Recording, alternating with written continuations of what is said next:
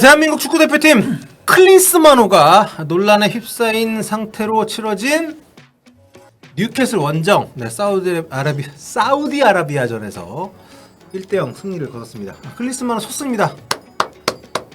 박수 칠 일인가요? Congratulation. 어쨌든 뭐 첫승 이겼으니까. 심폐소생술.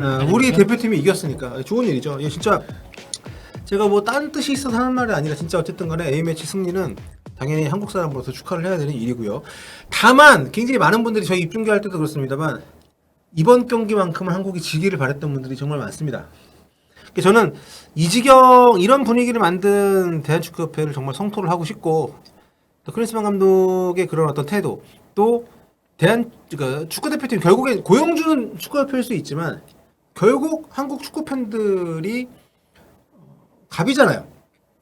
고용주고 팬들이 있기 때문에 축구협회도 존재할 수 있는 거죠. 팬들이 원하는 바에 대해서 어느 정도 수긍을 하고 본인이 바뀌려는 모습을 좀 보여주면 좋겠는데, 그러기보다는 나는 바뀌지 않는다. 나는 코리안 클린스만이 될 수 없다. 내가 마음에 안 들면 잘라라. 일할 게 없는데 왜 나보고 서울에 있으라고 그렇죠. 하는 거야? 워딩이 잘라라는 아니었지만 사실상 그런 거였고, 그리고 7월 8월에는 대표팀 일정이 없었기 때문에 한국에 있을 필요가 없었다. 이런 얘기 하지 말라는 거죠. 네. 그러니까 최소한 그런 생각이 있다 하더라도 본인이 그 대표팀 감독을 한다면 기본적인 예의는 지켜야 된다 생각합니다. 근데 물론 그런 생각이 바뀌면 가장 좋지만 사람이 바뀌는 건 아니기 때문에 본인의 그런 개똥 철학은 내가 오케이 인정하겠어. 근데 그거는 그냥 안에 품으시고 필터를 하시라. 대표팀 감독을 하시는 동안은 좀 더 충실한 모습을 보여줬으면 좋겠는데, 아무튼 이번 9월 A매치 2경기 끝나고도 한국에는 안 치는 걸로 현재로서는 알려져 있기 때문에 뭐 계속된 지금까지 계속 논란이 별로 그렇게 수그러들 것 같지는 않습니다. 일단 뭐 승리를 했기 때문에 잠깐 뭐 오늘 하루 정도는 뭐 좀 그런 얘기들이 많이 없어질 수도 있겠지만, 네, 아무튼 우리 대표팀이 웨일선보다는 많이 나아진 경기력을 보이면서 승리를 거뒀습니다. 뭐 어떻게 보셨나요? 세부적으로 큰 변화가 있었다라고 느낄 만한 요소도 있었고요. 네. 여전히 답답하다라고 느껴지는 부분도 있는데, 결정적으로 정리를 해서 종합해서 얘기하면 그 변화를 가져온 거는 어떻게 보면 선수 개개인의 좀 분투, 적극적인 모습, 그리고 퍼포먼스 이런 부분이고, 여전히 어떤 조직적인 움직임, 대응 이런 것들은 많이 보이지 않았다. 네. 정리할 수 있을 것 같습니다. 그렇습니다. 지금 이제 클린스만 감독이 벤투 감독 이후에 부임을 해서 가장 두드러지는 부분은 확실한 것은 벤투 감독이 축구를 물려받는 걸 거부를 했다는 겁니다. 벤투 네. 감독이 4년 반 동안 만들어 놓고 쌓아 올리고 월드컵에서 16강의 성과를 냈던 그 팀의 얼개를 이어받질 않는다는 걸 본인도 뭐 공개 선언도 했고 실제로 보여주는 축구도 그렇습니다. 그래서 기본적으로 4층으로 이루어진 우리 필드 플레이어들의 어떤 경기 운용이 3층으로 바뀌었고요.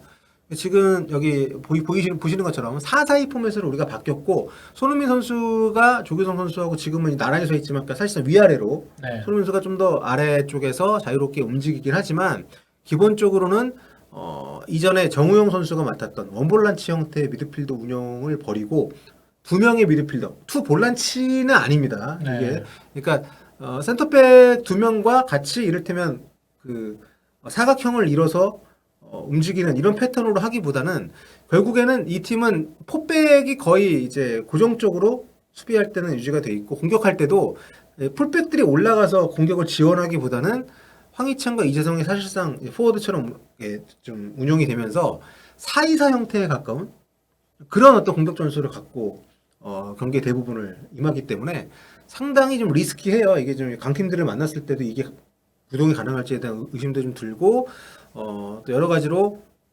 세부적인 전술에 대한 뒷받침이 안 됐을 경우에는 쉽게 이게 좀 무너질 수 있는 위험이 있는 그런 포메이션이기 때문에 상당히 조마조마하지만, 어쨌든 오늘 같은 경기에서는 그 서울 경기장에 얘기한 것처럼 세부적인 이런 어떤 그 부분 전술의 개선보다는 개별 선수들의 뛰어난 기량에 의존을 하면서 좀 기회들을 만들어내는 그런 모습이 나왔습니다. 특히 이제 전반에 그거를 앞선에서 이끈 게 이재성 선수하고 손흥민 선수. 이재성 선수는 오늘 진짜 네. 뭐 늘 잘하는 선수지만 오늘은 유난히 눈에 띄었습니다. 공이 너무 키핑이 잘 됐고, 그 공을 또 살려서 손흥민 선수 쪽으로 연결해주고, 네. 손흥민 선수가 그걸 달고 뛰면서 조규성 선수나 반대편에서 오는 황희찬 선수, 황인범 선수의 침투 이런 것들을 바라보면서 또 공격을 만들어주는 이게 전반 중반에 확실히 살아나기 시작하면서 좀 답답했던 우리의 흐름도 살아나기 시작했습니다. 네. 우리 선수들이 이제 전반전에 슈팅 숫자가 11대 4로 앞섰고 유효 슈팅도 6개나 했습니다. 앞선 경기에 비해서는 상당히 좀 개선된 모습들이 좀 나왔었고요. 점유율도 많이 앞섰고 근데 수비 쪽에서 불안한 부분들이 좀 있었는데 어쨌든 뭐 김성규 선수의 선방도 있었고 상대가 좀 마무리 못 지은 것도 있는데 공격적인 상황에서는 확실히 이전 경기들보다는 좀 나아진 모습들. 상대 골키퍼 선방이 굉장히 많이 막혔어요 우리가. 네, ORC 골키퍼가 뭐 전반에만 제가 볼 때는 우리가 득점을 했지만은 한 3골 정도를 거의 막아냈죠. 네. 네, 그렇게 되면서 우리가 추가골 넣지 못했다 이런 얘기를 분명히 크리스만 감독이 상대 골키퍼가 잘해서 추가골을 못 넣었다는 얘기를 할 것 같은데 뭐 우리가 찬스를 만들어낸 빈도가 뭐 이전 경기들보다 늘어났다는 거는 반가운 일이긴 하나 그걸 좀 더 뭐 계속 거듭 얘기 드립니다만은 조직적인 플레이로 만들 것 아니었다. 네. 예, 라는 점도 분명히 얘기 드리고 싶고요. 네. 뭐 긍정적인 부분을 좀 얘기하자면은 지난 경기 끝나고 클린스만 감독이 세트피스 연습 굉장히 많이 했고 성과가 있었다라는 자랑을 많이 했습니다. 근데 웨일스는 솔직히 좀 그런 걸 잘 못 느꼈는데 이번 경기에서는 그래도 좀 완성도 있는 연결들, 상대 허를 찌르는 시도들이 좀 있었다는 점에서 저 긍정적인 부분이 있었던 것 같고 전반에 그 이기재 선수 쪽으로 뒤쪽으로 빼주면서 이기재 선수의 날카로운 왼발이 빛났지만 살짝 골대를 벗어났죠. 그렇죠. 많은 선수들이 골대를 향해 달려가면서 이기재 선수에게 공간을 열어주고 그쪽으로 손흥민 선수가 밀어주면서 기회를 만들었던 뭐 이런 부분들. 그런데 실제로 보면 이제 코너킥을 이날 상당히 많이 만들었는데 그 장면에서 뭐 이렇게 유의미한 마무리 과정이 안 나왔기 때문에 코너킥을 11번 우리가 쳤던 것을 생각을 하면 좀 근데 더 또 가다듬을 필요는 있다. 냉정하게 얘기하면은 사실 지금 우리가 이제 대표팀을 클리스만 감독이 부임해가지고 만들어가는 과정에서 지금 이 세트피스의 완성도를 높일 단계는 아니거든요. 보통 대회 임박해서 많이 그렇죠. 하잖아요. 대회 임박해가 실전에서 그거를 확실하게 써먹을 수 있을 때 해야 되는데 어떻게 보면은 물론 클리스만 감독이 그런 단타에 대한 부분에 대해서는 뭐 일타강사스러운 그런 면도 갖고 있다는 거를 세트피스에서의 뭐 찬스 메이킹으로 보여줬지만은 지금은 그것보다는 우리가 갖고 있는 틀을 더 확실하게 다지고 거기에 대한 세부적인 우리가 어떤 의도로 뭔가를 만들어갈 것인가를 보여주는 게 조금 더 필요하지 않았나라는 생각이 듭니다. 네. 그리고 좀 긍정적인 부분이 있다면 어쨌든 지금 우리가 공격 쪽에서 앞선 경기들에 비해서는 확실히 좀 주고받는 장면들이 많이 나왔습니다. 네.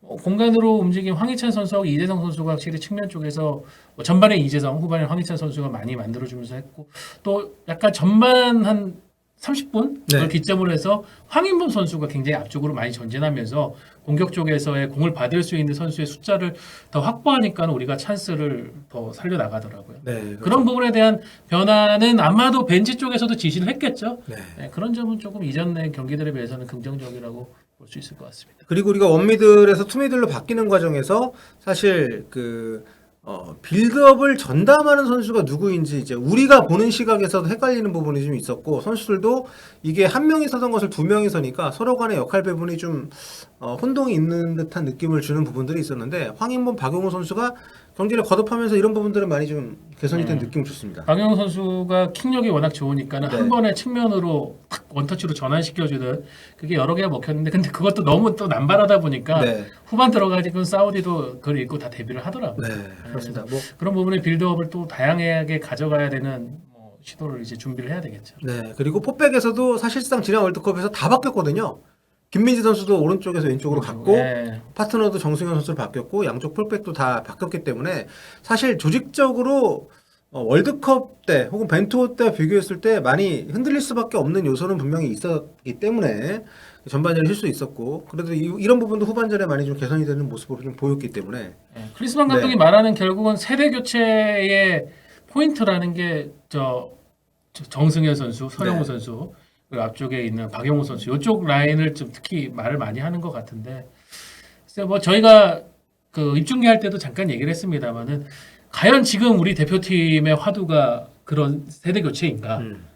거기에 대해서는 좀 물음표 많이 달리거든요. 그렇죠. 이미 대표팀의 지금 주축은 손흥민 선수를 위시한 92 세대에서 이제 자연스럽게 96, 97 세대 쪽으로 이제 넘어가고 있는 그런 흐름이고 그 정도면 우리가 다음 월드컵 때까지는 세대 교체라는 숙제가 그렇게 와닿지 않을 상황인데, 뭐 저는 뭐 세대 교체보다는 그냥 클리스만 감독이 자기가 생각할 때 더 선호되고 능력과 경쟁력이 있다고 생각하는 선수의 그냥 변화 정도라고 생각을 하는데 근데 크리스만 감독은 그 키워드 세대 교체라고 얘기를 하더라고요. 네, 그렇습니다. 아무튼 뭐 그런 과정 속에서 오늘 그래도 여러 선수들 또 교체 투입도 시키고 하면서 나름 소집된 선수들 두루두루 좀 활용을 하는 모습을 좀 보이기도 했었고, 근데 이제 여전히 아쉬운 부분들도 분명 많이 있었습니다. 특히 이제 그 가장 많이 지적을 받았던 부분이 아무래도 풀백 운용 방식이었던 것 같거든요. 현대 축구의 트렌드에 맞지 않는 풀백 활용이다.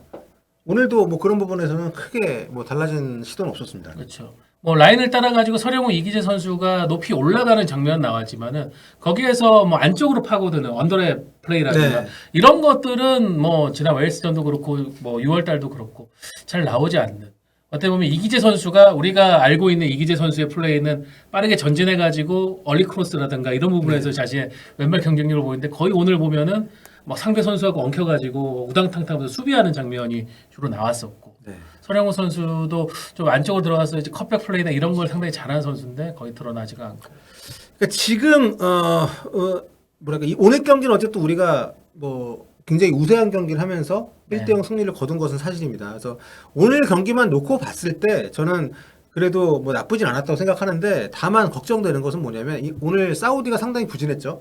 만치리 감독이 와서 첫 소집 두 경기 모두 좀 뭐랄까요 첫 선을 보이는 상황이었기 때문에 팀을 파악하고 자기의 어떤 전술적인 시도들을 좀 부분적으로 했겠지만 그런 것들이 숙성되기 어려운 시간이었다는 걸 감안하면 우리 입장에서는 좀 뭐랄까 첫 승을 하기 좋은 상대였던 것 같은데 좀 제대로 완성이 된 팀워크가 좋은 또 트렌디한 축구를 하는 팀 만났을 때 털리기 쉬운 구조를 갖고 있습니다. 뭐 앞서도 말씀드린 것처럼 우리가 두 명의 미드필더를 기용을 하고 있고 이 두 명이 공격 수비를 다 하게끔 지금 하고 있고요.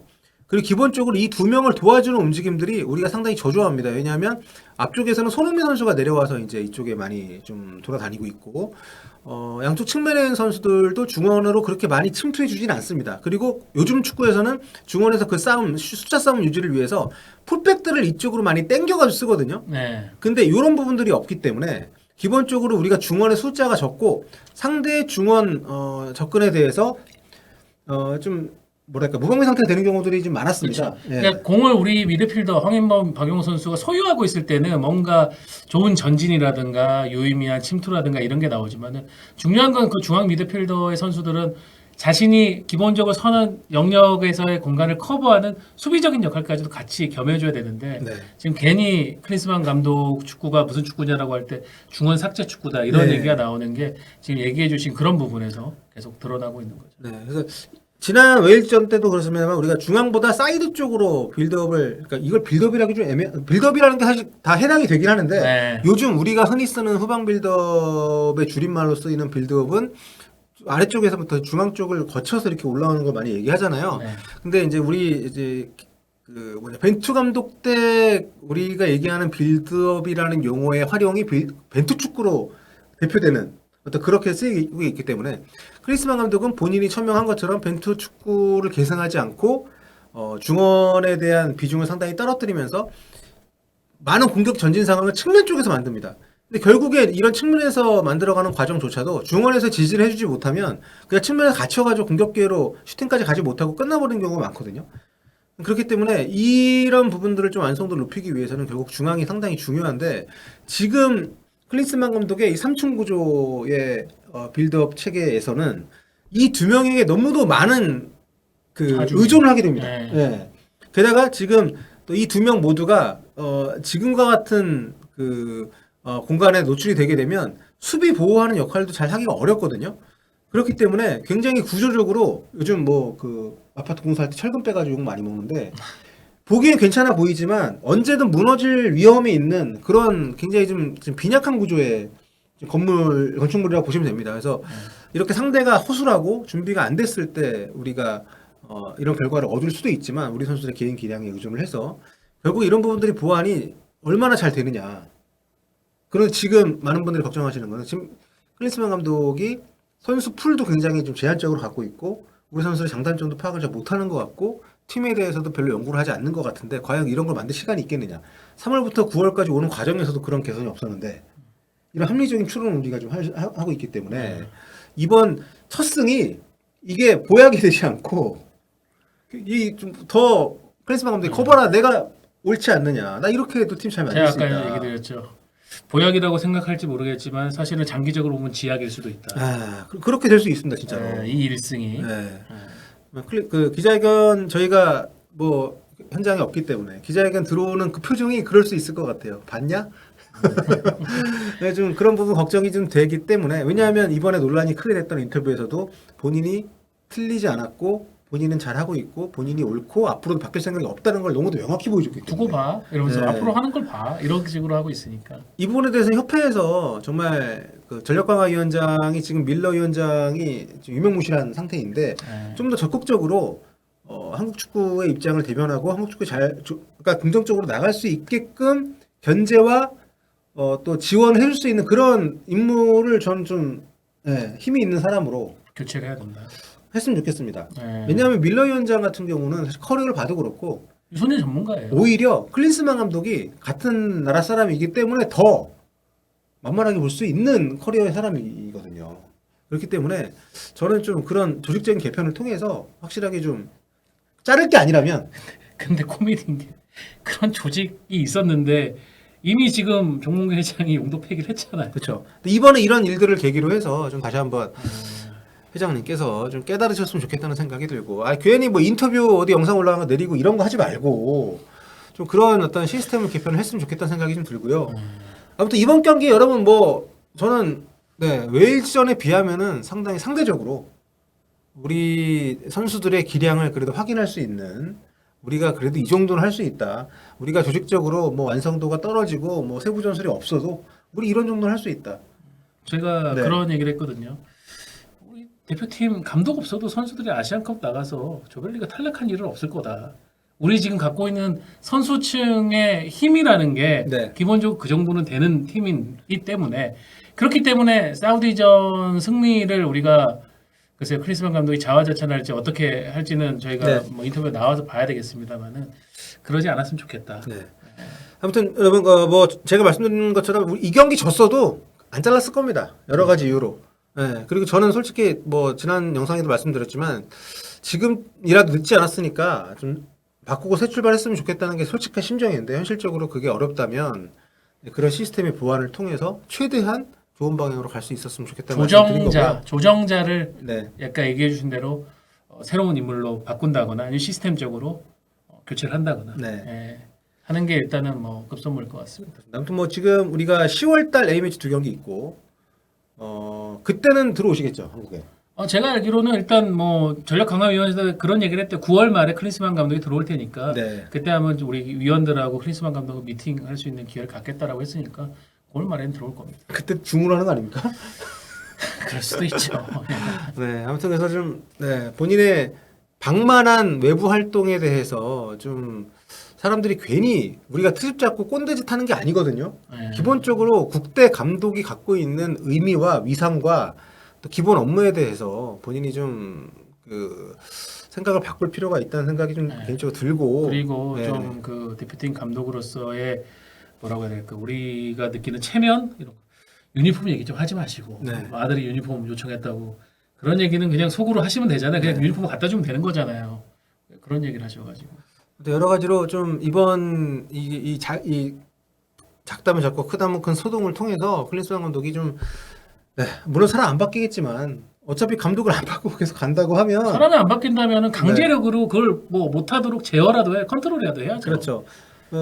자신의 개똥 철학이 옳다라고 믿고 있는 사람이기 때문에 그거를 틀렸다고 계속 이게 각을 세우는 방향으로 갔을 때 바뀌는 게 없다고 하면 어떤 방식으로든 계속 옆에 붙어서 그거를 좀 조금이라도 좀 개선시킬 수 있는 노력을 할 필요는 있다고 생각을 합니다. 지금 우리에게 필요한 거는 뭐 패밀리맨도 좋고 셀럽도 좋고 유명한 축구계의 패널도 좋지만 우리는 진짜 우리 대표팀에 가장 열정을 쏟아줄 수 있는 대표팀 감독이 필요한 겁니다.